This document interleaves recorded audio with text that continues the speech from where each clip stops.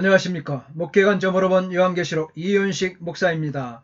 16장 7대접의 재앙이 쏟아짐 3절로 7절까지 함께 하겠습니다. 둘째 천사가 그 대접을 바다에 쏟음에 바다가 곧 죽은 자의 피같이 되니 바다 가운데 모든 생물이 죽더라. 그리고 두 번째 것이 그의 사발을 바다로 쏟았다. 그리고 그것에 죽은 자의 피같이 되었다. 그리고 바다에 있는 것들의 모든 생명의 목숨이 죽었다. 둘째 대접 심판은 피로 변한 바다죠. Kai ho deuteros sekenten pialen out esten dalasan kai egeneto haima hos necro kai pasa pushke joes apedanen tar ente dalase.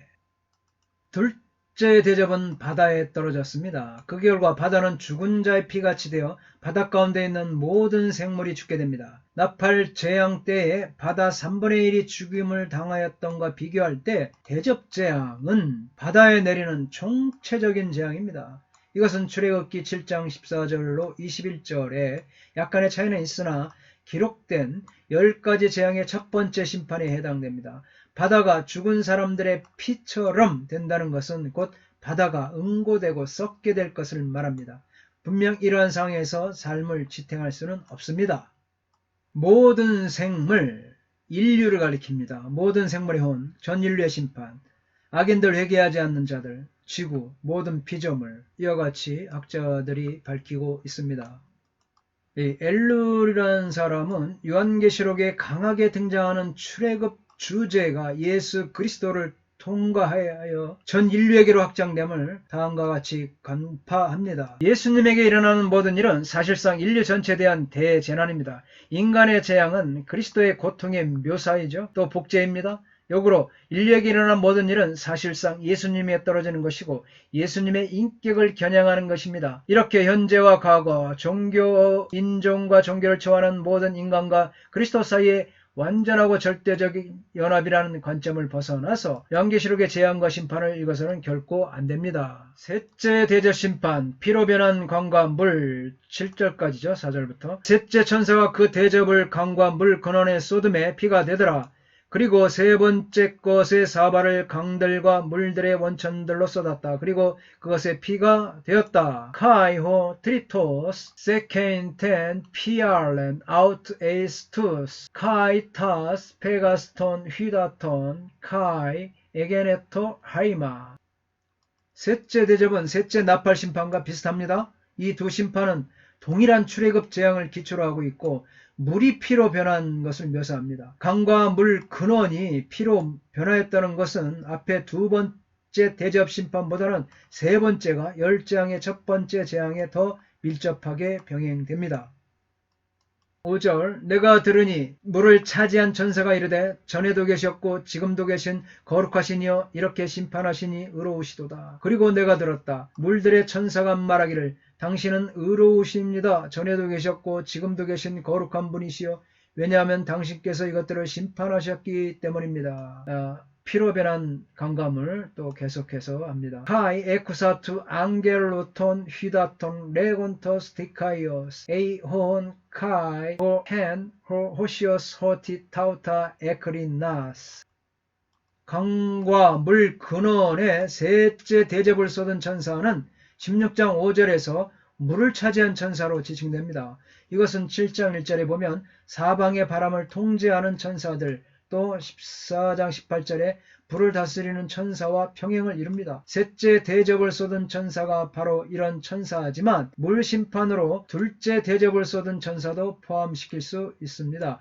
물을 차지한 천사의 등장은 3절 4절의 두 번째와 세 번째 대접 심판에서 그 대상이 바다와 물과 물샘이 된다는 점과 관련됩니다. 곧 물을 차지한 천사는 물을 향한 하나님의 심판사자로 이 심판을 찬양한다고 봐야 합니다. 먼저 물을 차지한 천사는 하나님을 향하여 전에도 계셨고 지금도 계신 거룩하신 이여 이렇게 해서 1장 4절에 이제도 계시고 전에도 계셨고 장차 오실 이라고 처음으로 언급되었던 하나님의 이름 즉 장차 오실 이를 생략하고 거룩하신 이를 삽입합니다. 이러한 이유는 성부 하나님이 예수 그리스도 안에 이미 들어와 계시기 때문이며 하나님의 오심, 이 방문, 권고의 완성을 얘기하고 있기 때문입니다. 그런데 5절에서 왜 물을 주관하는 천사가 등장하는가? 그 이유는 세 번째 대접 재앙이 물을 주관하는 천사가 다스리는 영역을 강타하기 때문입니다. 즉 성도와 선지자들의 피를 흘리게 한 세력에게 피를 주어 먹게 하시는 하나님의 공의의 심판이라는 것입니다. 하나님의 심판은 복수를 위한 것도 아니고 변덕스러운 것도 아닙니다. 이 심판은 하나님의 올바르고 정의로우신 성품의 표현입니다. 죄에 대한 강력한 증오를 무시해버린 하나님에 대한 묘사는 하나님보다는 인간의 속성을 더 드러냅니다. 도덕적인 세계에서 하나님은 필수 불가결하게 악을 반대하셔야 합니다. 6절입니다. 그들이 성도들과 선지자들의 피를 흘렸으므로 그들에게 피를 마시게 하신 것이 합당이다 하더라. 왜냐하면 거룩한 자들과 선지자들의 피를 그들이 흘렸기 때문입니다. 그리고 당신께서 그들에게 피를 마시도록 주셨습니다. 그것들은 합당합니다. 호티 하이마 하게온 카이 프로페톤 세케안 카이 하이마 아우토이스 데도카스 피에인 악시오이 에이신. 심판은 그들이 성도들과 선지자들의 피를 흘렸기 때문에 임했습니다. 그들은 하나님의 종들의 피를 쏟았고 그래서 하나님은 그들에게 심판을 쏟으셨습니다. 이것은 하나님의 심판의 정당성입니다. 눈에는 눈, 이에는 이. 구약의 동해보복법이죠. 이에 따른 심판입니다. 하나님의 백성에게 피를 마시게 한 사람들을 동일한 방식으로 징벌하시는 하나님의 심판은 공정하고 참되고 의로운 것이죠.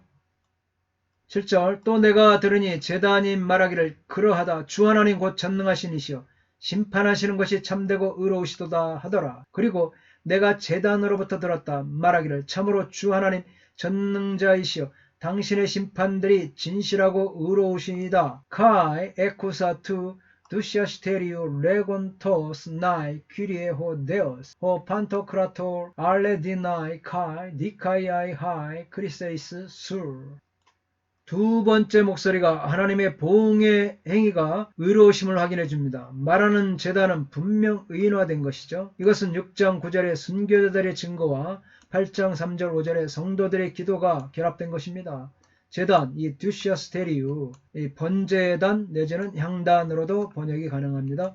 제단은 어린 양의 속죄의 피가 뿌려진 것이고 제단 밑은 순교자들의 신원을 위하여 부르짖는 곳입니다.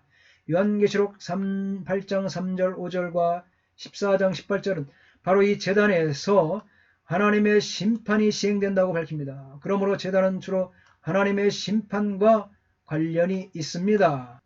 성도의 정당한 기도의 내용은 하나님께서 교회의 대적들을 물리치는 역사를 하시도록 간구하는 것입니다. 주 하나님 곧 전능하신 이시여. 이 호칭은 자기 백성의 역사상 사건들에 대한 하나님의 절대 주권을 암시합니다. 출애굽 당시에 하나님께서 그가 하신 일이 완전하고 그의 모든 길이 정의롭다고 칭송을 받은 것처럼 신명기 32장 마지막 때의 재앙과 관련해서도 하나님은 그런 분으로 인정받으십니다. 감사합니다. 다음 시간에 계속하겠습니다. 건강하십시오.